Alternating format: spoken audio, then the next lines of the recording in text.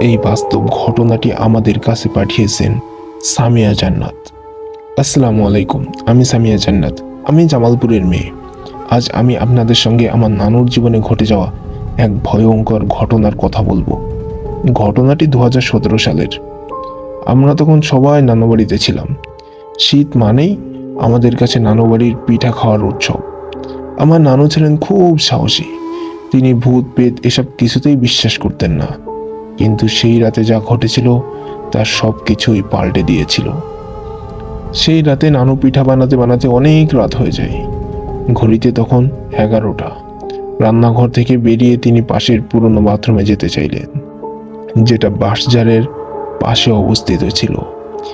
চারদিকে নিস্তব্ধ, শুধু শীতের কুয়াশা আর একটা সোদা গন্ধ ছিল বাতাসে। নানুর হাতে ছিল একটা ছোট টর্চ লাইট। তিনি বাথরুমের দরজার সামনে যেতেই হঠাৎ থেমে যান। দেখলেন দরজার নিচ দিয়ে এক জোড়া সাদা, একেবারেই পরিষ্কার পা দেখা যাচ্ছে। পায়ে ছিল রূপার নূপুর। টিক টিক টিক টিক এভাবে শব্দ হচ্ছিল।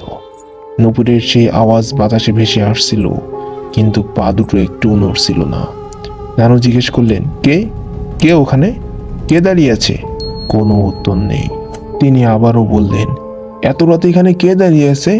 কে কে তবুও কোনো সাড়া নেই। শুধু সেই পা দাঁড়িয়ে আছে নিশ্চুপ, আর নূপুরের টিক টিক টিক টিক আওয়াজ যেন বুক কাঁপিয়ে দিচ্ছে।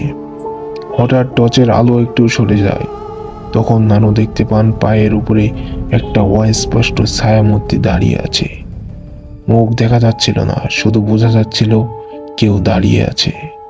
নানুর শরীর কাঁপতে থাকে, ঠোঁট শুকিয়ে যায়। তিনি মনে মনে কালেমা পড়তে থাকেন, আউযু বিল্লাহি মিনাশ শাইতানির রাজিম। ঠিক তখনই সেই পা হঠাৎ অদৃশ্য হয়ে যায়। কোনো শব্দ ছাড়াই মনে হচ্ছিল কিছুই ছিল না সেখানে, কিন্তু বাতাসে এখনো ভাসছিল সেই আওয়াজ, টিক টিক টিক টিক। নানু এক দৌড় দিয়ে ঘরে ফিরে দরজা বন্ধ করে দেন। খুব কষ্ট করে শ্বাস নিচ্ছিলেন। আমরা সবাই তখন ঘুমিয়েছিলাম। তিনি কাউকে কিছু বলেননি। পরদিন সকালে আমরা উঠে বুঝলাম নানুর চোখ লাল। তিনি ভালো ঘুমাতে পারেননি। আমি খেয়াল করলাম তিনি বাঁশঝাড়ের দিকে তাকাতেই চমকে উঠলেন। আমি জিজ্ঞেস করলাম, নানু আপনি কি দেখলেন ওখানে? তিনি বললেন, কিছু না রে, এমনি। অনেক দিন পর এক সন্ধ্যায় নানু আমাদের সঙ্গে গল্প করতে করতে হঠাৎ কেঁদে ফেললেন। বললেন, সেই পা আমি ভুলতে পারি না। সেই নূপুরের শব্দ আজও রাতে শুনতে পাই। আমি বললাম, নানু আপনি কি ভয় পেয়েছিলেন?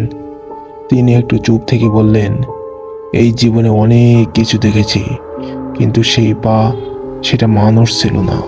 সেটা এমন কিছু যাকে ডাকার পরও সাড়া মেলে না, শুধু দাঁড়িয়ে থাকে চুপচাপ চোখের সামনে।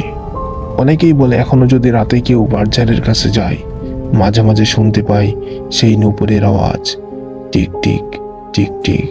কিন্তু সাবধান, তুমিও যদি সেই পা দেখতে পাও, তাকিয়ে থেকো না, কারণ সে চায় তুমি তাকিয়ে থাকো যতক্ষণ না তোমার দৃষ্টি থেমে যায় একেবারে চিরতরে।